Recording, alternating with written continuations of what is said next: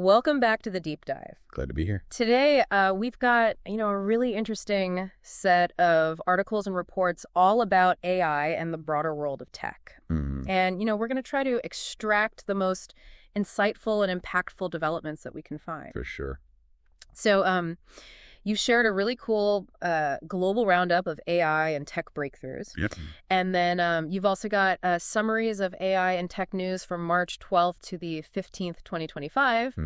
And then a separate AI tech news update that covers the 8 days before that. Yeah. So, this gives us a lot of different perspectives on what's been happening over the past couple of weeks. Yeah, it does. And a real major theme that I'm seeing throughout all this material is agentic AI. Right. And so for those who aren't familiar with that, it's the idea that AI can operate more and more autonomously to achieve very specific goals. So we're going to explore what that actually looks like in the real world across a bunch of different sectors. Right. And for you, the listener, our mission is to synthesize all these different updates. Yeah. And to find the things that make you say, aha. That's right. And connect the dots in a way that gives you a clear understanding of the key trends. Right. Without feeling overwhelmed by the sheer volume of information that's out there. Absolutely. So let's dive in. Okay. Why don't we start with healthcare? That's good. Because your sources point to some really compelling advancements in how AI agents are being utilized. Yeah. And I think the idea of having AI agents that provide personalized support for individuals managing chronic conditions, like diabetes, and are available 24/7. That's pretty amazing. It is. It is. That's a game changer. Yeah, that's a big one. And it seems like Salesforce is really kind of stepping up to the plate here with their Agentforce for Health suite. Yeah. So can you give us an idea of what's involved with that? Sure. So Agentforce for Health is basically a set of applications that healthcare providers can use to really just improve how they interact with patients and how they manage their operations. Okay. And it's things like AI being able to communicate with patients, schedule appointments, even do insurance verification, even doing preliminary assessments based on someone's medical history. So it's really kind of taking on those time-consuming administrative tasks. So that doctors and nurses can really focus on what they do best. Exactly. Which is, taking care of patients. Yeah. That's amazing. Yeah. And, you shared some really concrete examples of this in action. I did. And I think those are really helpful to kind of grasp what this looks like in the real world. Yeah, for sure. So tell us about those. Sure. So one example is Transcend, which is a telehealth company. And they're using AI agents to provide continuous support to their clients. Okay. And really just to make sure they have a smooth experience with the platform and they have access to the care that they need when they need it. So it's like having a 247 nurse in your pocket. Kind of, yeah. Exactly. And then there's Prasina Health, which is a company that's really focused on diabetes management. Yeah. And they're using AI agents to deliver personalized guidance to patients, which has led to some pretty impressive results. Yeah, it has. It's led to better health outcomes. Wow. And a reduction in hospital readmissions. So these are measurable improvements. Absolutely, yeah. And you mentioned Rush University System for Health is also jumping on board with this. Yeah, they are. And how are they utilizing it?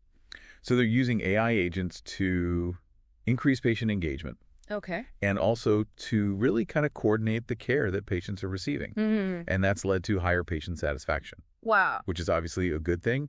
And it's also helped to lower operational costs for the system. That's awesome. Yeah, it's a win-win. So we're already seeing some really tangible benefits here. But looking ahead, what's the bigger picture? Yeah. What's the broader potential for AI agents in healthcare? Well, I think if we step back and look at the whole picture, the potential's really pretty huge. Okay. I mean, we could see AI agents playing a much bigger role in things like triaging patients in hospitals. Okay. So making sure that people get to the right level of care quickly and efficiently. Yeah. And they could be used to deliver really personalized health recommendations to individuals. So helping people manage their conditions better, make informed lifestyle choices. Wow. And maybe even accelerate medical research. Okay. By analyzing massive amounts of data and finding those kind of hidden patterns. So it's not just about efficiency, but it's also about improving the quality of care. Absolutely, yeah. That's incredible. So let's shift gears for a second and talk about something completely different. Sure. Your sources also highlight how AI agents are starting to change the way people buy cars. Right. And Capital One is mentioned with their chat concierge. How is that changing things for people? So Capital One's Chat Concierge is really a great example of how AI can improve the customer experience Okay. in something that's often a very complex process. Yeah. Buying a car is not easy. It's not easy. It's stressful. Yeah. It's time-consuming. Mm-hmm. So how does this make it easier? Well, this AI-powered tool lets people engage with dealerships right from their homes. Oh. They can get answers to questions. They can schedule test drives. Yeah. Compare different models online. So you don't even have to step foot in a dealership? Not initially. No. Wow. And they can even start the financing process remotely. Okay. So it takes away a lot of those initial hurdles and a lot of the pressure. Yeah, and you can explore options more at your own pace. Exactly. You can do your research. You can think about things. You can get your questions answered. Yeah, and maybe avoid that whole haggling thing. Possibly. Yeah. Yeah. So it sounds like it just makes the whole process a lot more streamlined and a lot less stressful. So, with all this development in agentic AI, it must be attracting a ton of investment. It is. Yeah. So what are you seeing? Well, what's interesting is that we're seeing a lot of investment in companies that are building the infrastructure for agentic AI. So not just the AI itself, but the platforms that allow other companies to use it. So it's kind of like the picks and shovels of the gold rush. Yeah, exactly. Exactly. Yeah. So one example is Unique, which is a Swiss startup, and they just raised $30 million in Series A funding.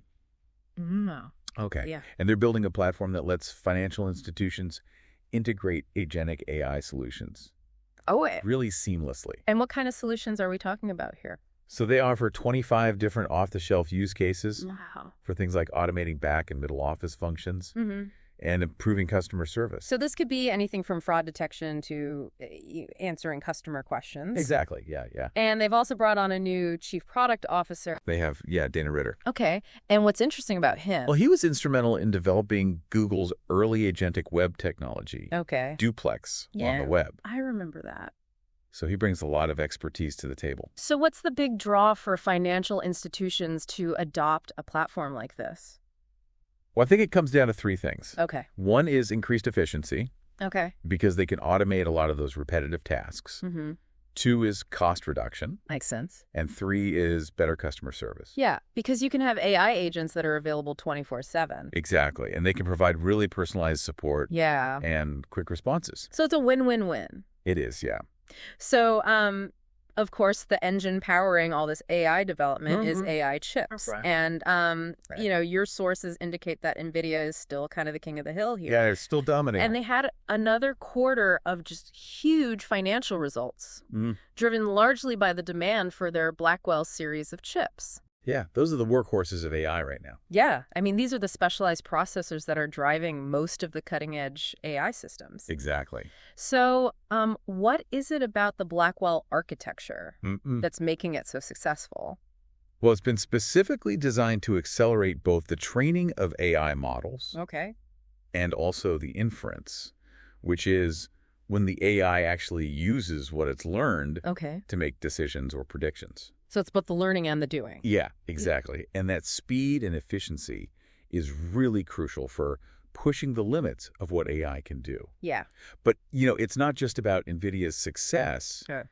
It's also about the broader impact this has on the AI landscape. So what do you mean? Well, their dominance is actually encouraging more innovation and competition in the chip market. So it's kind of like a rising tide lifts all boats situation. Yeah, in a way. Yeah. Okay, that's interesting. But, you know, NVIDIA isn't the only player in town. Right. You mentioned DeepSeek and their cost-effective model. Yeah, that caught my eye. So DeepSeek is a Chinese AI company. Okay. And they've developed a large language model that they claim is incredibly cost-effective. And how are they doing that? Well, they're using fewer and surprisingly older generation NVIDIA H800 chips.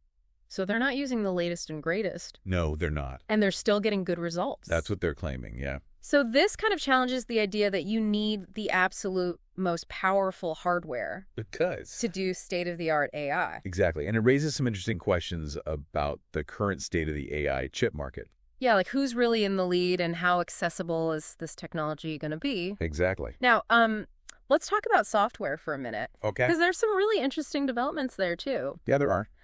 You know, ranging from AI-designed chips to more autonomous systems.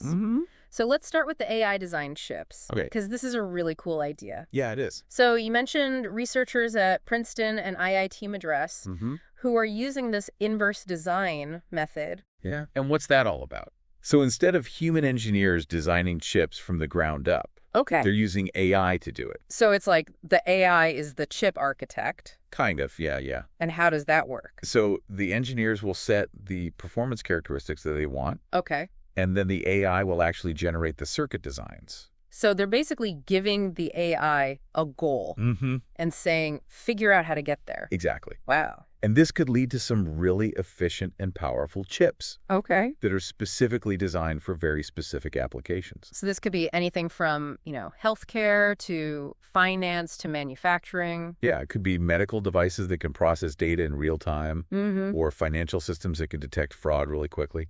Wow. So it's taking the power of AI and using it to build even more powerful AI. Yeah, it's like a positive feedback loop.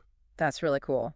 Now, you also mentioned something called the torque clustering algorithm. Right. And this is about making AI systems more autonomous. Exactly. So how does that work? Well, it helps AI systems learn and identify patterns in data without needing a lot of human input. Okay. So it's a big step towards truly autonomous systems. Okay. So give me an example. Sure. So self-driving cars. Okay. They need to be able to make decisions in real time based on complex and constantly changing environments. Yeah.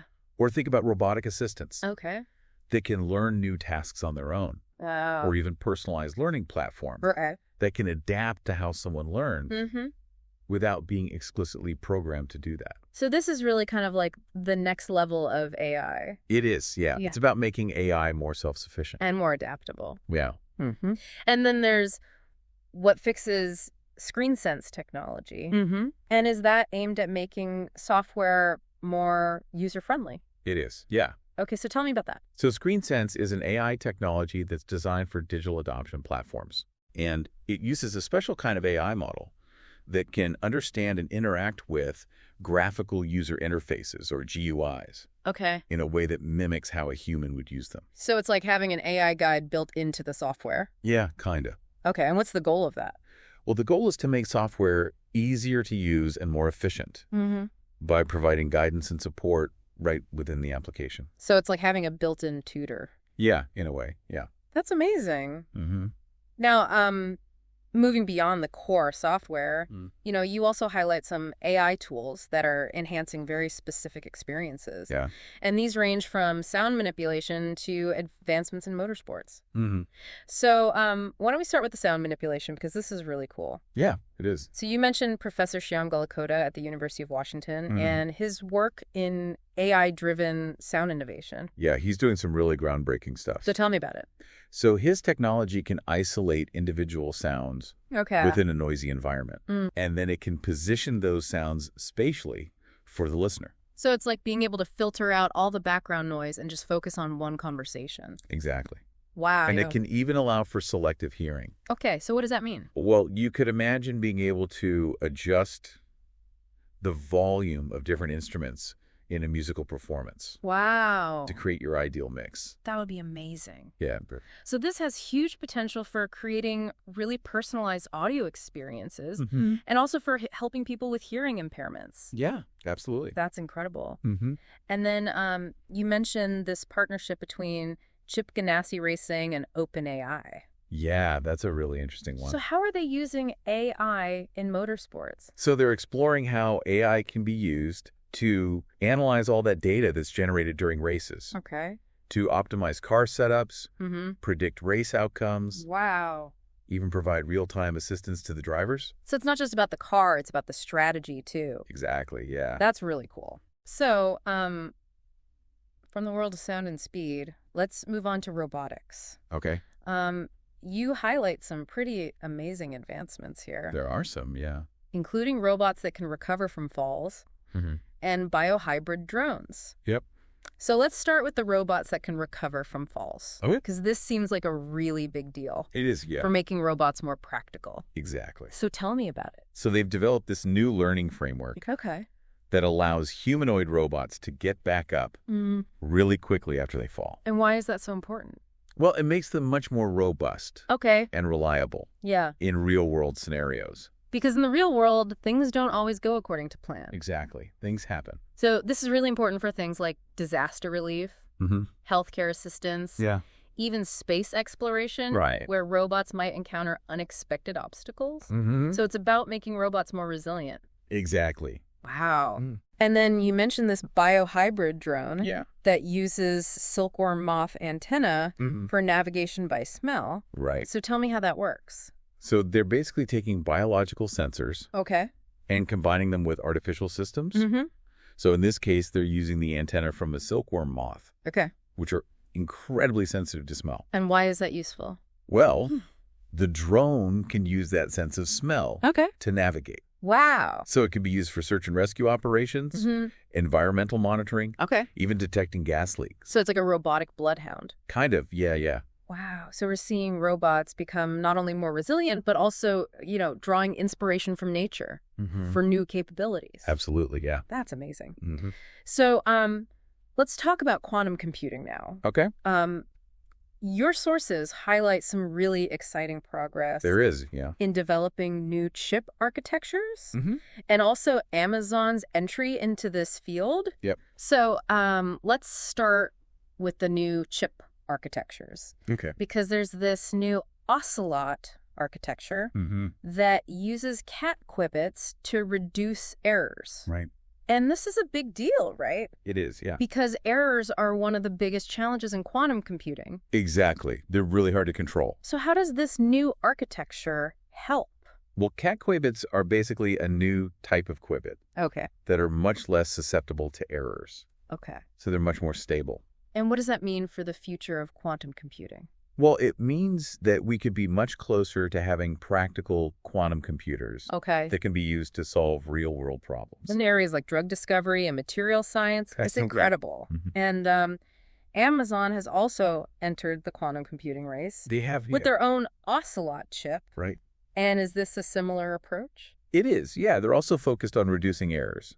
But they're doing it in a slightly different way. They're focusing on reducing the cost of quantum error correction. And why is that important? Well, it makes quantum computing more accessible. To a wider range of researchers and businesses. So it's not just for the big players anymore. Exactly. Yeah. Wow, so it seems like the field is moving towards more stable and more accessible quantum computing. It is, yeah. That's really exciting. You also touch on the potential synergy between AI and quantum computing. So how might these two powerful technologies work together? Well, I think the convergence of AI and quantum computing is where we're going to see some really revolutionary advancements. So on the one hand, AI algorithms can be used to optimize the design and operation of quantum computers, making them even more powerful. So it's AI making quantum computing better. Exactly. And then on the other hand, quantum computers can be used to accelerate the training and execution of really complex AI models. So it's quantum computing making AI better. Exactly. Wow. So it's a win-win. It is. Yeah, it's a really synergistic relationship. And what kind of breakthroughs could we see from this? In drug discovery, for example, we could see much more accurate simulations of molecular interactions, which could lead to faster drug development. We could see new materials being designed with unprecedented properties. And even more sophisticated financial models. Exactly. So this is really a powerful combination. It is. Yeah, it's exciting. Now, as AI becomes increasingly integrated into our lives, the question of regulation is becoming more and more important. It is, yeah. And your sources cover some significant developments in this area. So let's start with China, because they've announced a new policy that requires all AI-generated online content to be labeled. Right. And this is going into effect in September 2025. So what's the thinking behind this? Well, the main goal is to prevent the misuse of AI and to combat misinformation. So they want to be able to track where this content is coming from. Exactly. And how will that work in practice? So the labeling will have to be both visible to users and also embedded within the content's metadata. And what kind of information will the labels include? They'll include things like the content's attributes, the provider that created it, and a unique identification number. Wow. So it's a pretty comprehensive approach. It is, yeah. So, What about the European Union?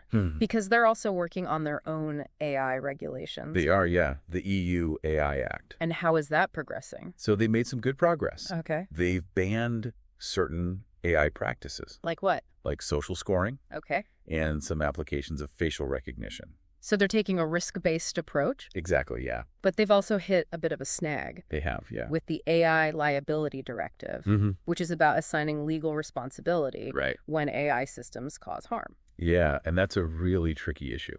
It is, yeah. So it's not surprising that they're having trouble with that. Now, what about the UK? Because it seems like they're taking a slightly different approach. They are, yeah. They're kind of waiting to see what happens elsewhere before they finalize their own regulations. Right. So what are they focused on? Well, it seems like they're mainly concerned about the risks associated with the most advanced AI models. And they're planning to set up an AI security institute.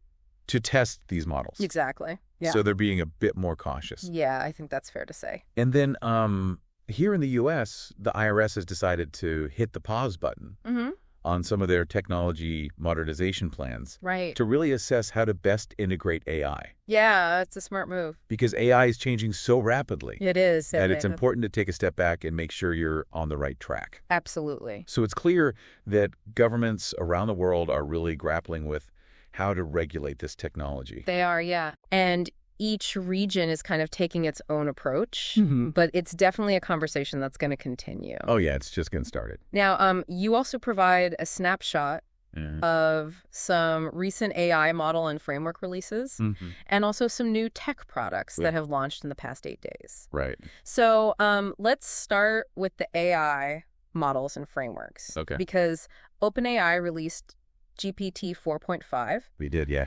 And Google AI has a new image recognition framework. So tell me about those. So GPT 4.5 is supposed to have even better natural language understanding and generation than previous versions. So it's getting closer and closer to human-level language abilities. It seems like it, yeah. Wow. And Google's new image recognition framework is more accurate and faster than what they had before. Yeah. So it's getting easier and easier for computers to understand what they're seeing. It is, yeah. And what about new hardware? Well, NVIDIA launched their RTX 5090 GPU, which is supposed to be incredibly powerful and energy efficient. Wow. And Apple unveiled their new AR glasses. So augmented reality is still a big focus for them. It is, yeah. And what about any interesting research breakthroughs? Well, MIT researchers developed a new AI algorithm that can speed up drug discovery. So AI is making its way into more and more fields. It is, yeah. And were there any notable corporate AI initiatives?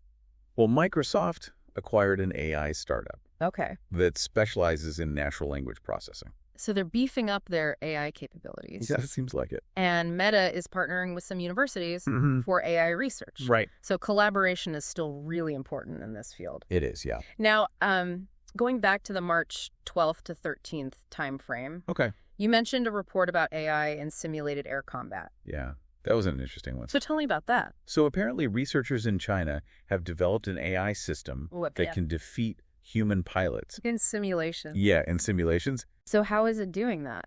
Well, it's able to counter really complex aerial maneuvers. So it's making decisions in real time that are better than what human pilots can do. In these simulations, at least. Wow. So this could have some pretty big implications for military technology and strategy. Right. So moving away from the military for a second, you also highlight the growing adoption of AI in the wine industry, which is not something you hear about every day. It's not, no. So how is AI being used in winemaking? Well, it's being used for a lot of different things.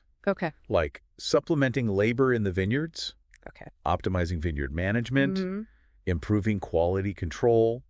Yeah. Even streamlining the supply chain. So it's really kind of touching every aspect of the process. So AI is helping to make wine better. And more efficient. Wow. Now, we talked about the IRS hitting the pause button. Yeah. And you also mentioned a study that found that Americans are pretty divided. They are, yeah. On the potential impact of AI on employment. So what are people's concerns? Well, some people are worried about job displacement. Okay. You know,